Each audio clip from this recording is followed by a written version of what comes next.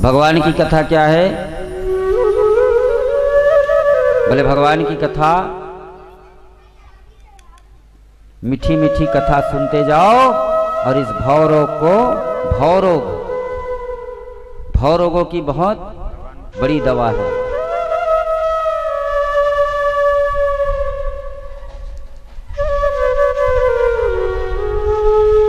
भव रोग से अगर तरना है तो भगवान की मीठी मीठी कथा सुनते जाओ और इस भव सागर से पार उतरते जाओ। और हंसना भी जरूरी है जीवन में, खिलखिला करके। सब रोगों की एक दवाई, और हंसना सीखो प्यारे भाई। जीवन खुल के जीना चाहिए।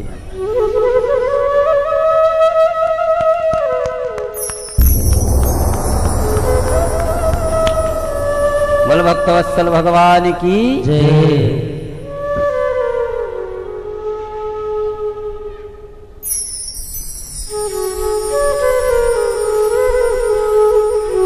आप सबका आशीर्वाद बने रहे। तो जीवन में सत्संग से ही ज्ञान आता है, इसीलिए तो ज्ञान गंगा कहा जाता है। हमने पहले भी बताया ना, त्रिवेणी संगम में स्नान करने के लिए आपको जाना पड़ेगा, रिजर्वेशन करवाना पड़ेगा, तब जा करके आपको प्रयागराज में जाकर के स्नान कर पाओगे आप। उसके लिए बहुत बड़ी भूमिका बनानी पड़ेगी। परंतु ये भी त्रिवेणी संगम है भक्ति, ज्ञान और वैराग्य का। भक्ति, ज्ञान, वैराग्य का ये भी कथा बह रही है।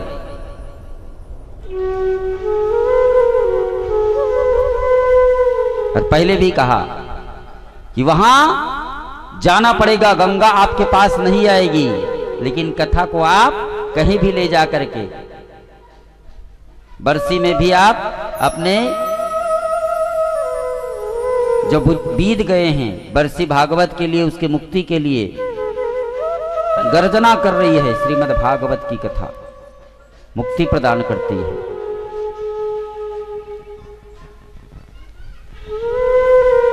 और जहां इच्छा हो वहां आप भागवत को ले जा करके और श्रवण कर सकते हैं और मुक्ति को पा सकते हैं।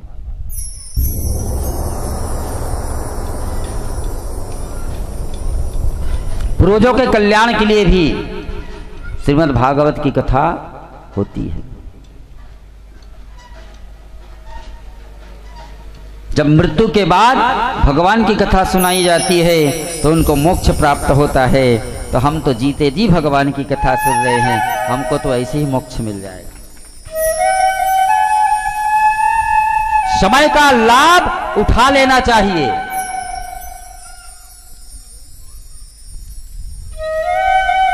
समय का लाभ उठा लेना चाहिए। गृह काला नाना जंजाला और ते अति दुर्गम शैल विशाला। गृह का कार्य तो कभी जीवन में खत्म होने वाला नहीं है, जीवन भर बढ़ता ही जाएगा।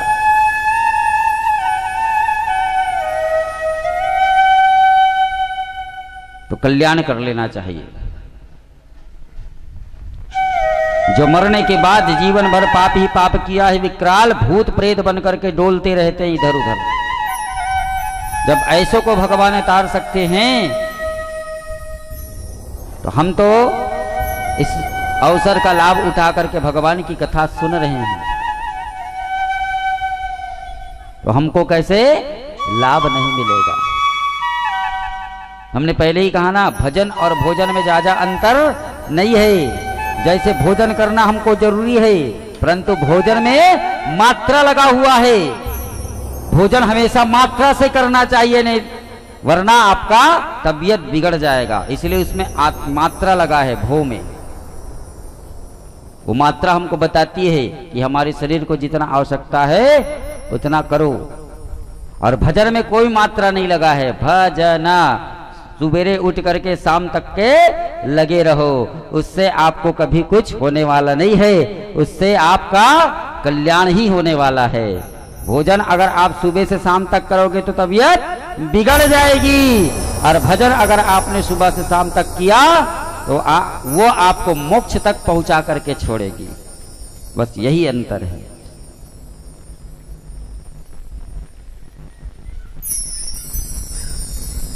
घर में बैठ करके भी भगवान का भजन किया जा सकता है। तो 17 पुराण हैं। पहले भी बताया था ना कितना पुराण है। भगवान श्रीमद् भागवत की कथा मिलाकर के 18 पुराण और 17 पुराणों का सार वो क्या है? श्रीमद् भागवत की कथा है। 17 पुराणों की जो सार है वो श्रीमद् भागवत की कथा है। मुक्ति प्रदान करने वाला ये जो भगवान की कथा है जिसको हम सब श्रवण कर रहे हैं। 84 लाख योनियों में फिर भटकना नहीं पड़ेगा।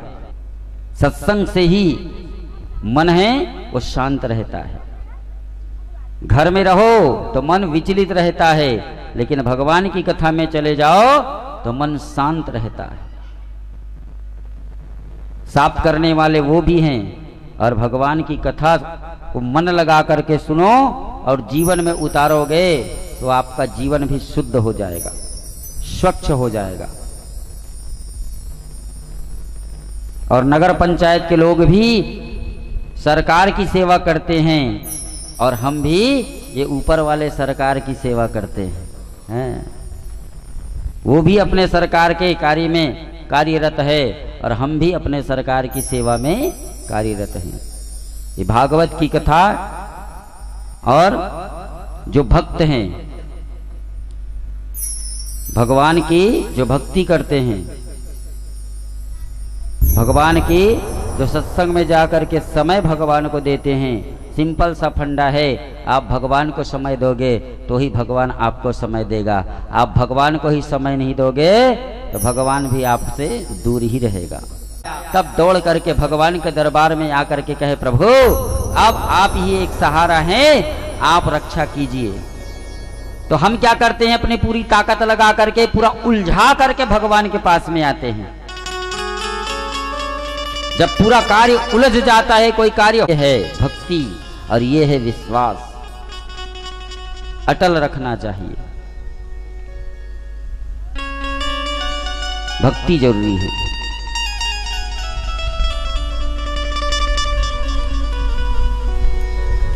भक्ति विश्वास से ही मिलता है। हर चीज का उल्टा है। आनंद केवल परमात्मा की भक्ति से ही मिलता है। हर चीज का उल्टा है। दिन का उल्टा रात है, सुख का उल्टा दुख है, लाभ का उल्टा हानि है, परंतु आनंद का कोई उल्टा नहीं है। और आनंद केवल परमात्मा है। जो आनंद सिंधु सुख राशि, हसी करते त्रैलोक सुपासी।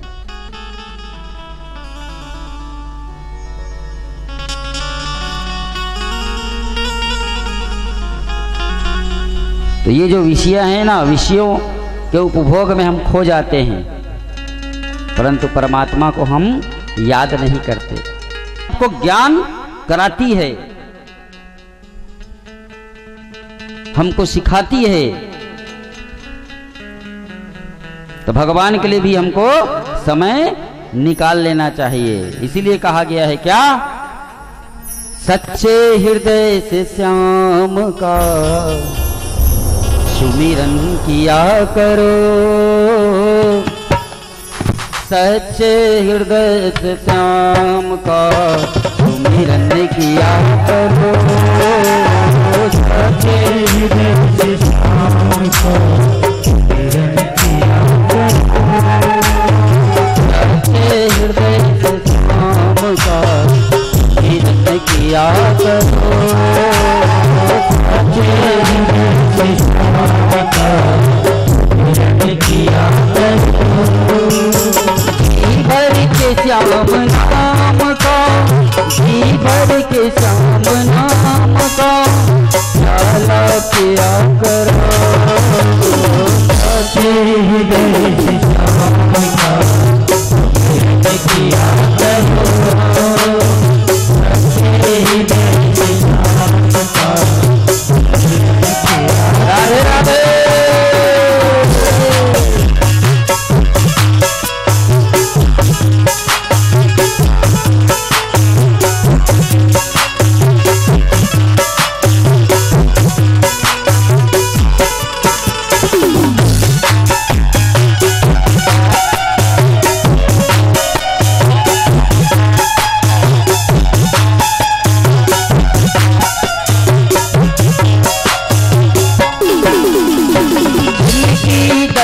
से चल रही तेरी ये जिंदगी, दया से चल रही तेरी ये जिंदगी, ओ जिंदगी दया से चल रही तेरी ये जिंदगी, दया से चल रही तेरी ये जिंदगी, करता नहीं तुम्हारे उसकी तू बंदगी। अच्छा एक बात बताइए, हमारी ये जिंदगी किसकी कृपा से चल रही है? परमात्मा की कृपा से, क्योंकि आत्मा ही परमात्मा है। अगर आत्मा ही ना रहे, हमने पहले ही कहा ना, ये हमारा जो शरीर है चल रहा है, हाथ पैर, ये कब तक चल रहा है? जब तक आत्मा परमात्मा रूप में हमारे शरीर में वास कर रहा है। वरना कितना भी अपना हो, अगर आत्मा निकल करके चल जाए शरीर से, तो 2 मिनट में घर वाले कहते हैं निकल कर ले जा करके भूंज दो। कितना भी अपना हो, रखने वाला कोई नहीं। हाँ, इसलिए भगवान के लिए कहते हैं समय निकालो। जिनकी दया से चल रही तेरी ये जिंदगी, दया से चल रही तेरी ये जिंदगी, दया से चल रही तेरी ये जिंदगी, दया से चल रही तेरी ये जिंदगी, ओ करता नहीं तुम्हारे उसकी तू बंदगी। थोड़ा सा वक्त शाम को, हाँ थोड़ा सा वक्त शाम को अर्पण किया करो, भर के श्याम किया करो।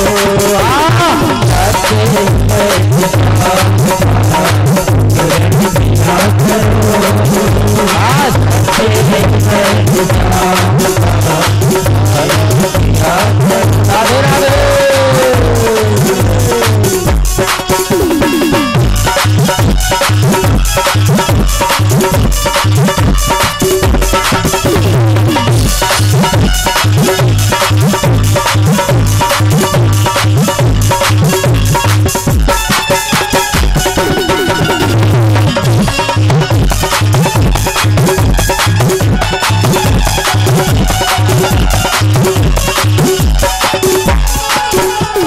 जिसको भरोसा शाम पर उसको फिक्र नहीं, जिसको भरोसा शाम पर उसको फिक्र नहीं, जिसको भरोसा शाम पर उसको फिक्र नहीं।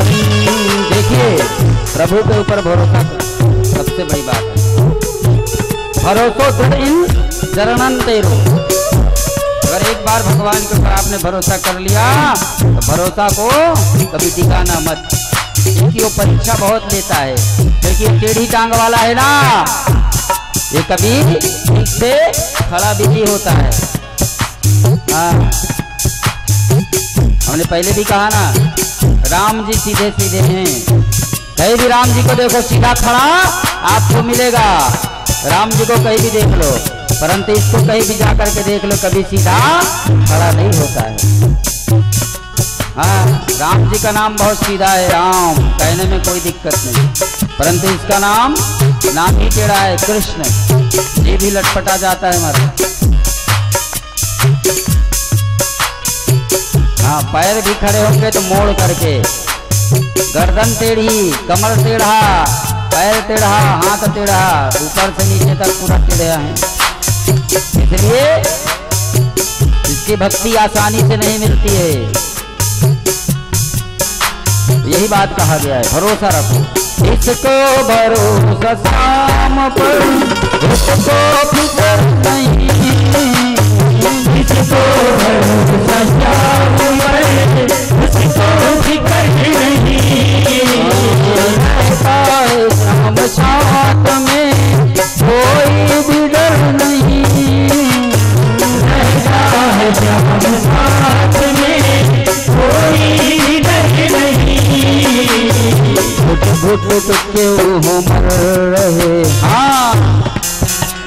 कभी नहीं मरना, खुल करके जीना। इसलिए जीना भगवान का सहारा लेकर के जीना, यही बात कहा गया है। घुट घुट क्यों मर रहे, अरे हंस के जिया कर।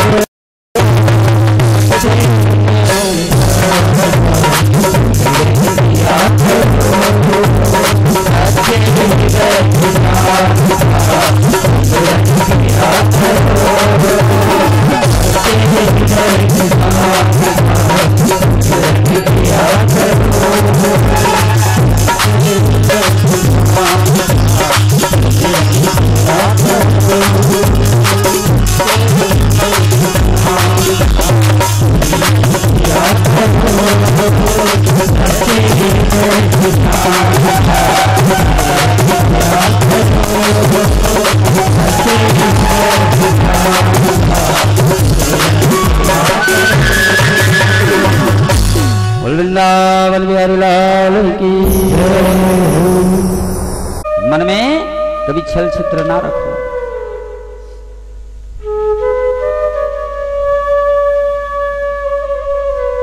इसलिए सच्चा हृदय, निष्काम भक्ति, प्रभु से हमेशा प्रार्थना करो कि हे प्रभु निष्काम भक्ति की ही हमें प्राप्ति हो। तुम्हें याद रहे ना रहे प्रभु, मैं तुम्हें याद करता, तुम्हें याद रहे ना रहे, मैं तुम्हें याद हमेशा करता रहूं, रिझाता रहूं, कभी याद मन से ना छूटे, कभी तुम्हें भूलूं नहीं।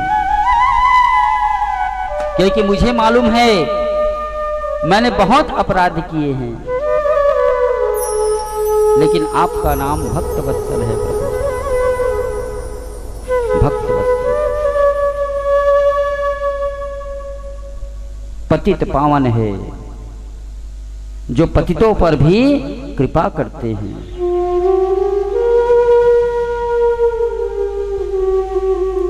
भगवान को कोई धन से नहीं, भगवान को कोई धन नहीं चाहिए, कोई ऐश्वर्य नहीं चाहिए भगवान को,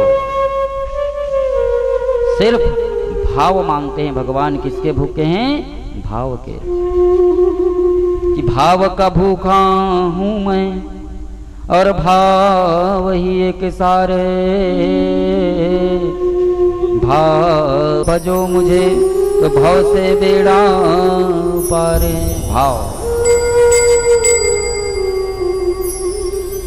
भाव में भगवान खींचे चले आते हैं।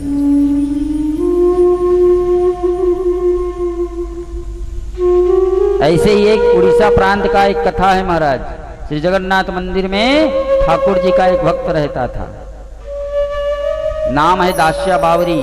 छोटा है, परंतु छोटा सा बालक है, परंतु भगवान का भक्त है। छोटा बालक नीची जाति का है। पहले चलता था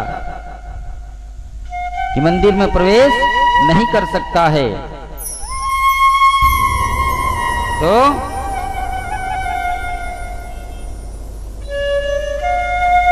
वो जो बालक है वो भगवान के मंदिर में प्रवेश नहीं कर सकता था, उसको रोक दिया जाता था।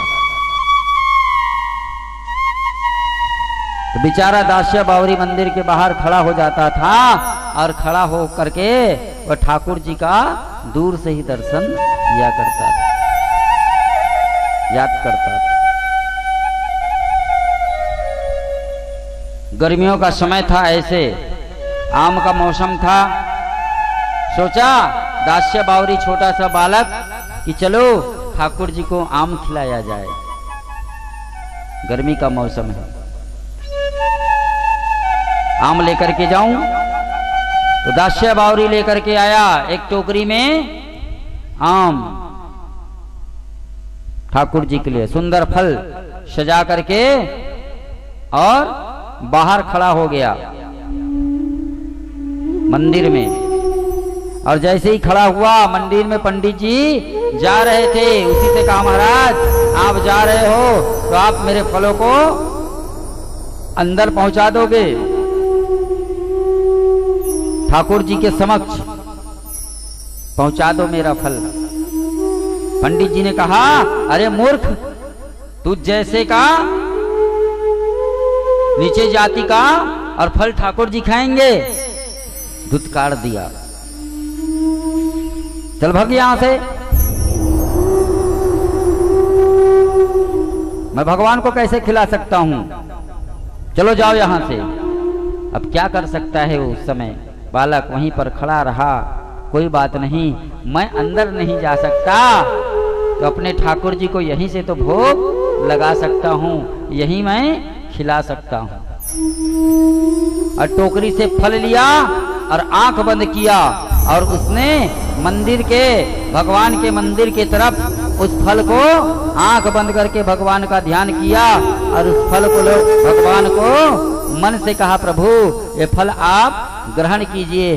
जैसे उस फल को छोड़ा वो फल नीचे ना गिरा, है ना, नीचे गया ही नहीं, बीच से ही गायब हो गया। अब लोगों की लाइन लगी थी भगवान के मंदिर में जाने के लिए। अब ये तो जा नहीं सकता, तो एक एक फल कर करके भगवान का ध्यान करते करते और एक एक फल छोड़ते गया और बीच से ही वो फल गायब होने लगे। दूसरा फल छोड़ा, बीच से गायब, अदृश्य हो गया। सब टोकरी खाली हो गई, फल कहाँ गया पता नहीं। लेकिन जब दूसरे दिन जगन्नाथ मंदिर में जब पूजा हुई और जब पंडित जी ने भगवान की जब सफाई करी, श्रृंगार किया, तब उसको आश्चर्य हुआ। जब देखा तो क्या देखा, जिस दास्या को मूर्ख कहा था कि जा यहां से तू भाग जा, भगवान स्वीकार नहीं करेंगे तेरे फल को, आज भगवान के विग्रह के पीछे दास्या की टोकरी के आम जितने थे उस आम के गुठली और छिलका भगवान के पास पड़े मिले, इकट्ठा हो गया था ढेर। कौन वर्णन कर सकता है महाराज भगवान की कृपा का। कभी भक्तों के लिए अपना नाम चोर रख लिया, कभी भक्तों के लिए अपना नाम रनछोड़ रख लिया। अच्छा, कोई अगर किसी के लिए आप चोर रखो अपना नाम तो अच्छा लगेगा क्या? किसको अच्छा लगेगा भाई कि कोई हमें चोर कहे? लेकिन ये ठाकुर जी चोर कहलाने के लिए भी तैयार बैठे हैं, लेकिन भक्ति भी वैसा होना चाहिए। ग्वाल बालों को माखन खिलाया, भगवान स्वयं मुखिया बने। बाल लीला में श्रवण करेंगे कल माखन चोरी की लीला। तो क्या भगवान को किसी प्रकार की कोई कमी थी क्या? हाँ?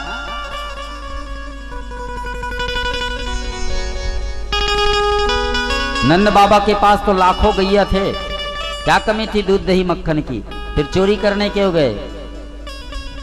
अब इस बात को अभी नहीं बताएंगे।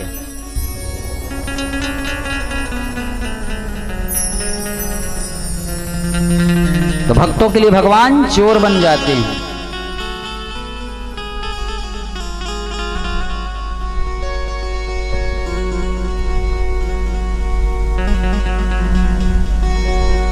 ऐसे भगवान की भक्ति हमें कर लेनी चाहिए।